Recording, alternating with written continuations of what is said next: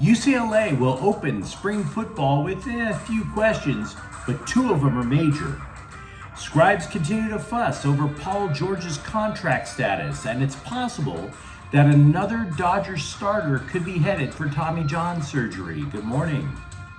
I'm James. This is your daily dose of sports and snark for the greatest sports city in the world, Los Angeles.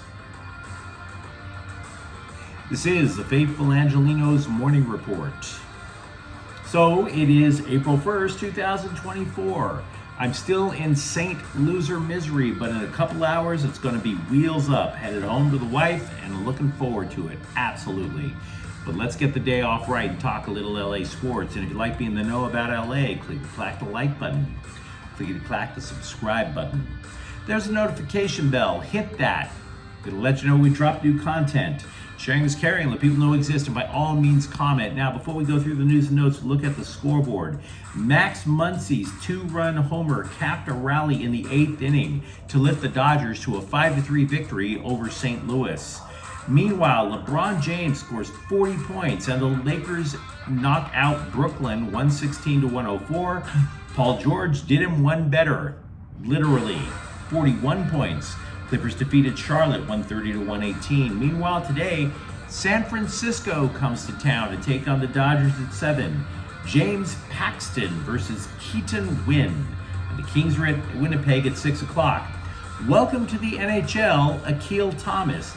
Thomas has scored 5 goals in his last 4 games with Ontario. And as a result, Alex Turcotte has been placed on long-term injured reserve. But what do you say? We get to the news because we got lots to discuss. UCLA opens spring football practice Tuesday. Now, to mark the occasion, the LA Times asked 5 rhetorical questions about the program. To be honest, I was looking over the questions that the Times asked, and I thought to myself, maybe the Bruins, despite losing a head coach and a defensive coordinator, aren't in such bad shape. Because 3 of these questions, in my opinion, aren't important at all. For example, one of the questions was, who's going to start a quarterback? Is there a competition? Who the hell thought there was going to be a competition there? Look, considering the we have 3 starting quarterbacks. Remember that mess from last year? I mean, that sparked an entire season of ineptitude. So I would hope that the idea that there's a quarterback competition goes poof faster than Dante Moore did at the end of the year. The quarterback is Ethan Garbers. So what I'm getting at is the point from the LA Times, as I take it, is not about the quantity of the questions, but the quality of the questions. Because the more important question for UCLA, just like USC, is not who plays quarterback, but can the Bruins protect said quarterback? Now, they returned 4 starters, which should be good, but the center isn't one of them. And that's going to be an issue because the center is the guy who calls the blocking schemes at the line of scrimmage. And by the way, the Bruins line last year conceded 42 quarterback sacks. So, yeah, that's more important than who's under center. It's how the hell are you going to protect the guy? The other question that should cause a concern is how much of a drop-off is there going to be on defense? Because it's more than just Anton Lynn.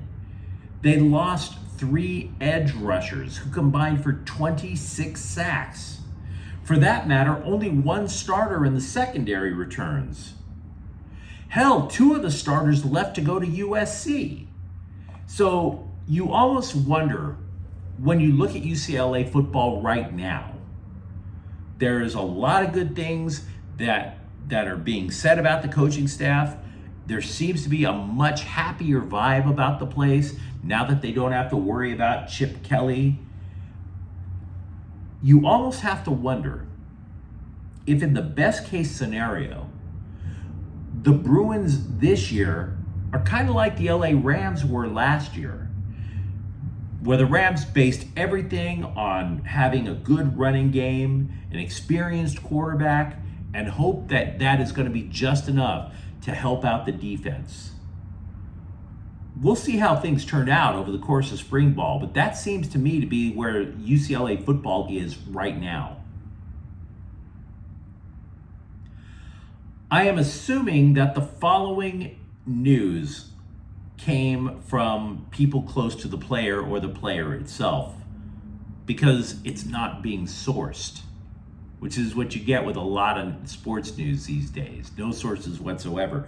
Brian Windhorst of ESPN went on a podcast that I don't listen to and said, quote, "It's now been 3 months, give or take, and there's been no agreement on Paul George, and the word in the NBA is that they, Paul George and the Clippers, are apart.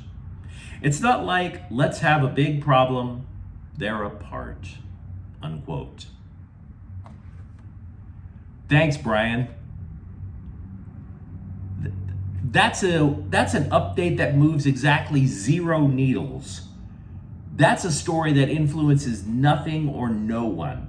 Now, to recap, George, along with Kawhi Leonard, and for that matter, James Harden, are all going to be free agents in the offseason. Leonard signed his extension. He's off the market. They can't touch Harden until a certain point in the offseason. He is not eligible for an extension. So that leaves Paul George in a place where he can sign an extension, should sign an extension, hasn't signed an extension. And to recap why, the Philadelphia 76ers could walk up right up to George at free agency and says, "Here's a max contract. You want it?" The Clippers, on the other hand, we don't know what they're doing with George. We do know what they did with Kawhi Leonard. And by that I mean, when they signed Leonard to his extension, it was for about $8 million less than the max. Leonard could have signed for $161 million over 3 years. The Clippers got him for $153 million. Mark Stein, another scribe, who was an ESPN guy, but to be honest with you, I can't claim he's accurate, said that there are suspicions that George was offered less than what Leonard signed for. Suspicions. Wow. Hold the phone for that solid intel. Suspicions. We have one ESPN guy and a former ESPN guy, and all they're giving us are suspicions and a big case of the feels, right? And keep in mind, the Clippers probably do want to keep James Harden in the mix too. And therein lies the rub. How are you going to wind up doing all that? Now, I want to give you this idea of what kind of a salary payroll situation the Clippers have. The salary cap in the NBA is $141 million. With the salaries that the Clippers are currently paying, plus luxury tax payments, the Clippers are ponying up $342 million for this roster. By comparison, the LA Dodgers payroll is $320.9 million. $342 over a super team in baseball. You heard me. Now, speaking of the Dodgers, they made a series of moves yesterday, and to the surprise of nobody who follows the team at all the moves were about pitching. The big move was to transfer Emmett Sheehan, who was in line to be the 5th starter in spring training, to the 60-day injured list. The Dodgers have been whistling past the graveyard all spring with regards to Sheehan. Sheehan, as you might recall, he was in Double-A Tulsa last year. They called him up because they needed an arm. He was surprisingly effective. Despite not making a single appearance in the Cactus League, the Dodgers kept saying, "Oh, everything is all right. Everything is all right. He's just got a little forearm trouble." But when we discussed it in the spring, and we discussed forearm issues a lot when it came to Dodger pitchers in the spring. Look, obviously I'm not a doctor. Otherwise, why would I be in this ghetto hotel, right? But often when a pitcher complains of forearm discomfort, it's really about the tendon that connects the wrist, the muscle, and down to the elbow. The elbow, because that has been a precursor for Tommy John surgery. Dustin May, forearm problems. Tony Gonsolin, forearm problems. Both of them have wound up having Tommy John surgery. Oh, it's just forearm inflammation. It's not a big deal. It goes from, oh, that to, oh, let's just grab a random tendon from a dead guy and sew it in. See you in 2 years. Now, again, I'm not a doctor, and I'm not saying Sheehan blew out his ulnar collateral ligament. But forearm issues, it sounds sus to me, as the kids say. Meanwhile, the Dodgers added Nabil Crismot. He pitched in last night's game, by the way. And they optioned reliever Kyle Hurt to AAA Oklahoma City. Now, Hurt has looked pretty good, both in spring and so far this year, to be frank. But the Dodgers could use somebody who could give them more than 1 inning in relief.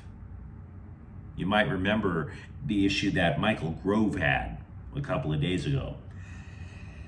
3-star running back Riley Wormley of Southlake, Texas, has committed to USC football. He is considered the 32nd best running back in the class of 2025, the 66th best player from Texas. He is the 6th player to commit to the Trojans in the 2025 recruiting cycle, which is currently ranked 3rd in the nation, according to On3.com. Also in Trojans news, this was a bit of a surprise, but former USC and former UCLA wide receiver Kyle Ford was spotted at Trojan spring practice, chatting it up with Lincoln Riley.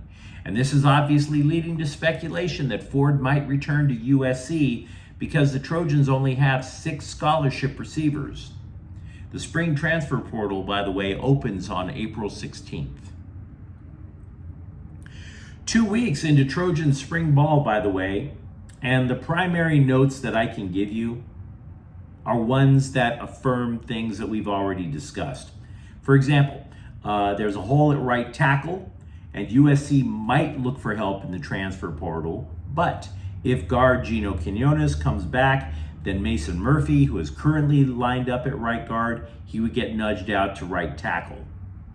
2, the defensive linemen have told The Athletic that there is a difference in the way that they are supposed to approach their position.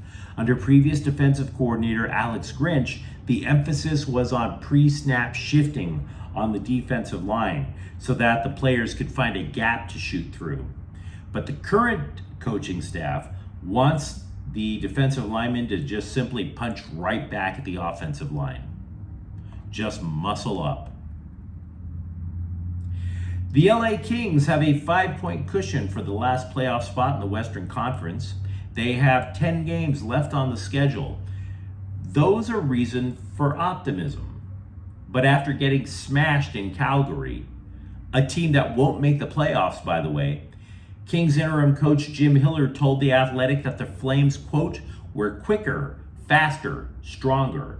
And when you're a step behind like we were, the question for me is, why were we a step behind? First period, they probably had 7-8 grade A chances. We had 1. Just not good enough, unquote. Now, one reason could be the loss of center Philip Deneau, who is considered day-to-day. But we don't even know why he was out in Calgary, other than to say it's an upper body issue. Very vague. The following that I want to talk to you about is speculation. Unsourced. Just you and I talking by a fence post.